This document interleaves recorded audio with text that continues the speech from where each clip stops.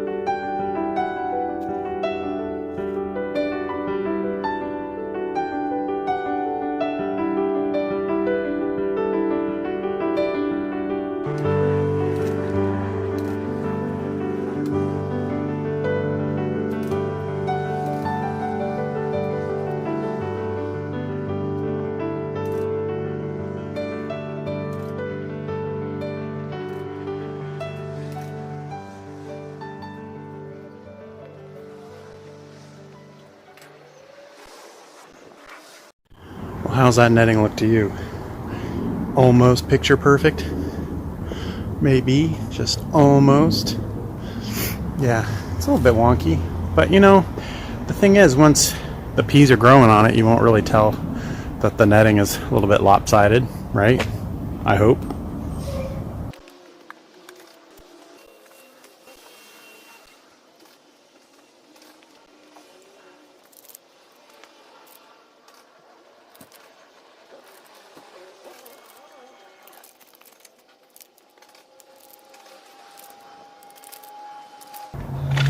And I'm not spacing these because I don't think I need to.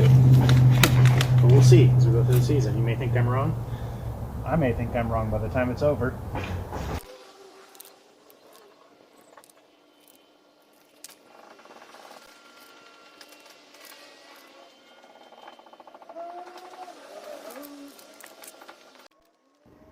So I tried to use this auger for pre-drilling the holes for stakes. I've done that before with putting stakes in the ground and it works okay. But in this case it wasn't working well because the space between the tanks and the fence wasn't really big enough to for me to get in there with the auger. And on top of that, the stakes weren't really tall enough. If I was gonna put these stakes, say, a foot into the ground, it would make more sense, but I'm only pushing it about 3 to 4 inches into the ground. Hopefully that'll work out. So that our hands don't get as dirty, but that's up to you.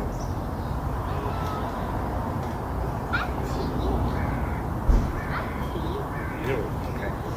You want to hold that for me? Good, yeah. And then, yeah, we bring it over here.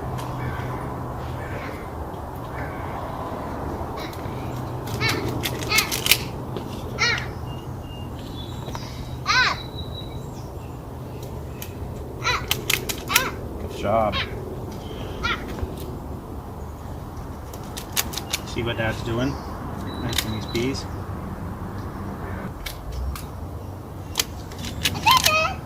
See, Daddy? See? Good job. Here. Okay, put it in the. Well, we need some. What's that? Oh, fertilizer. We don't need fertilizer for these. Why? Because these already have a lot of natural fertilizer in them. Well, to be more precise, these are nitrogen fixers. So you could do some fertilization, but you don't really need to do. You really wouldn't want to do a lot of nitrogen, or you'd get a lot of leaves and not very many peas. I know that's key. Put it in this trench over here. I can't see it. Put it right there. Good job. I can't. Okay, maybe put it at the other end there. See that? Where the hole is over there? Let's see if we can put it over there. There you go. Good job.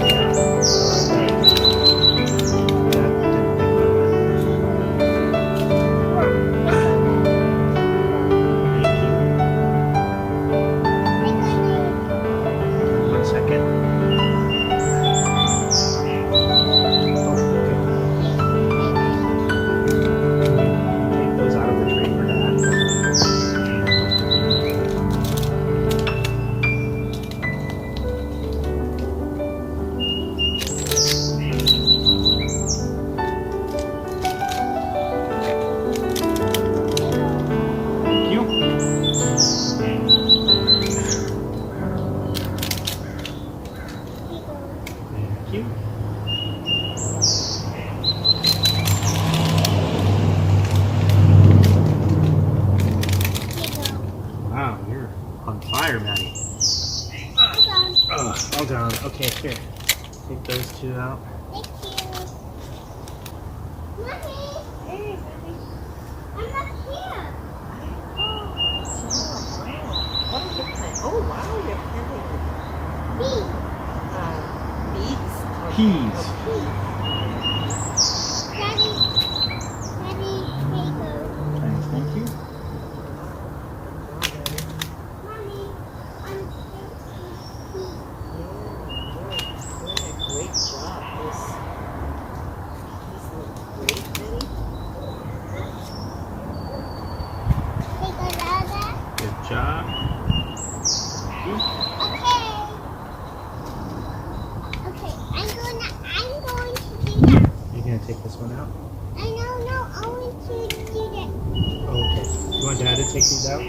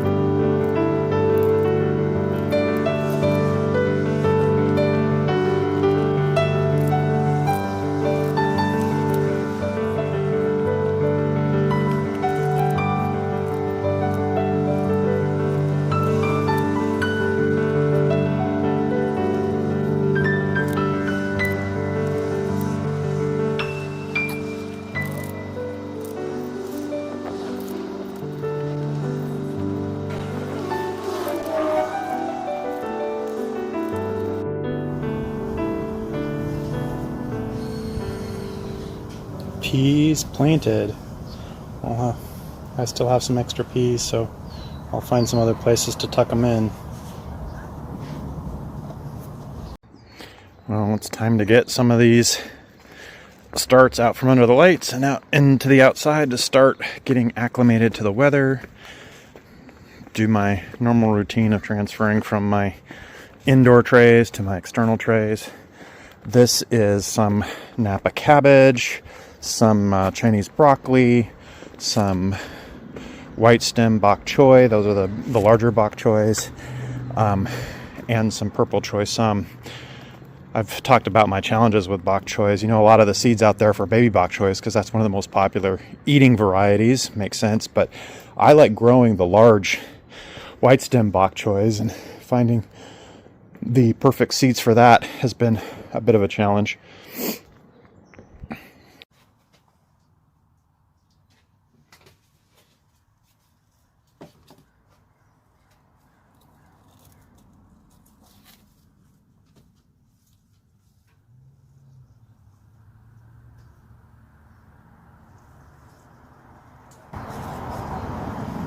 I'm thinning out these seedlings, starting with the Napa Cabbage.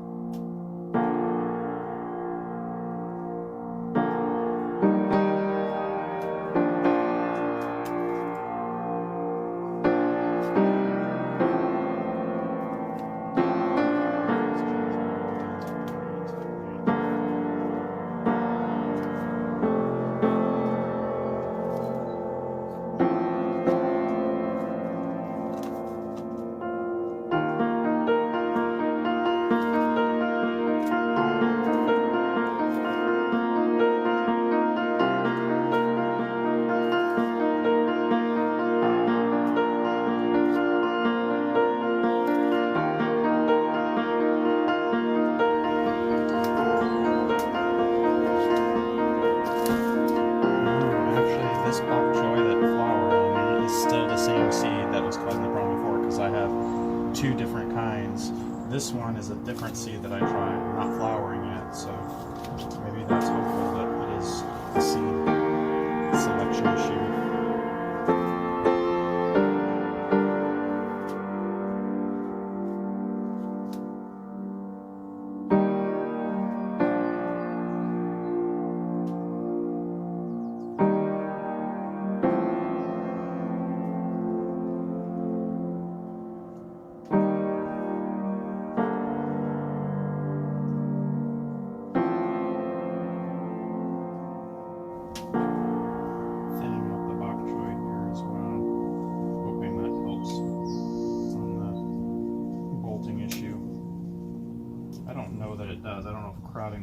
actually causes it to bolt, or if it's simply just it doesn't like heat, and any amount is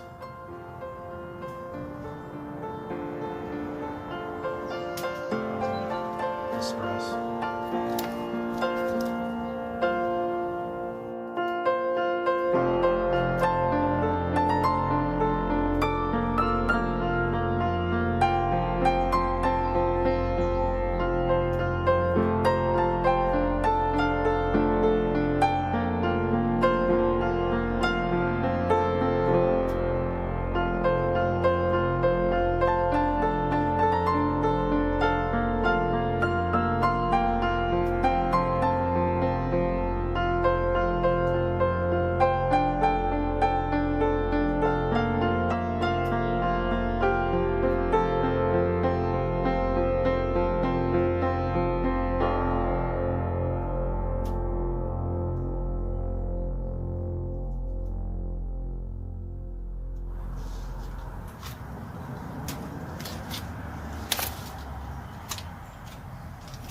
This is Purple Choy some, and I'm not going to do much with that. It'll either do well or not. It's actually, we do the flowering is when we actually eat it.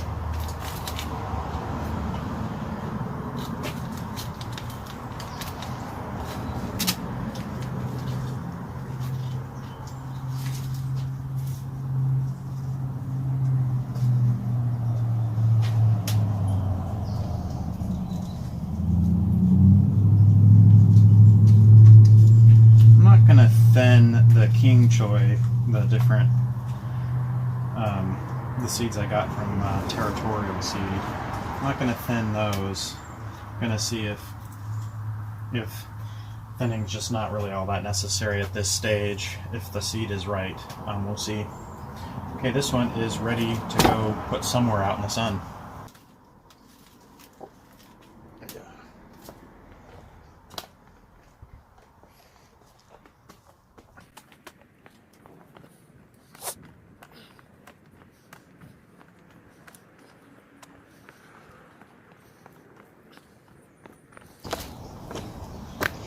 All my wall space ends up doubling as the hardening off shelves for starts. And now for the lettuces. Lettuce and some arugula here. We're gonna get these also transferred to an outdoor tray, let them acclimate, and they're looking good. That also means it's time for me to seed some more lettuce for another round.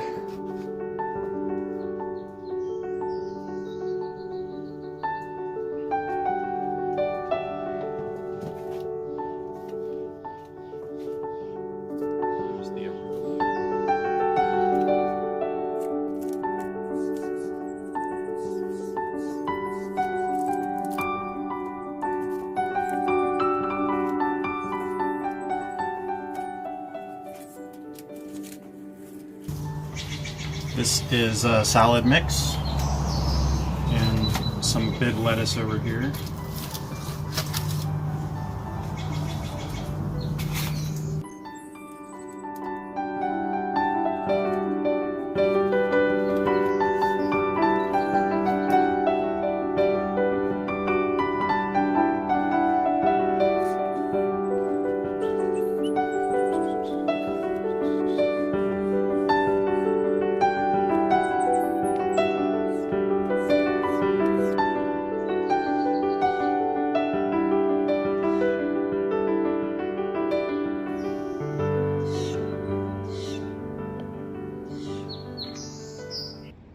Well, thank you for joining me here in the driveway garden.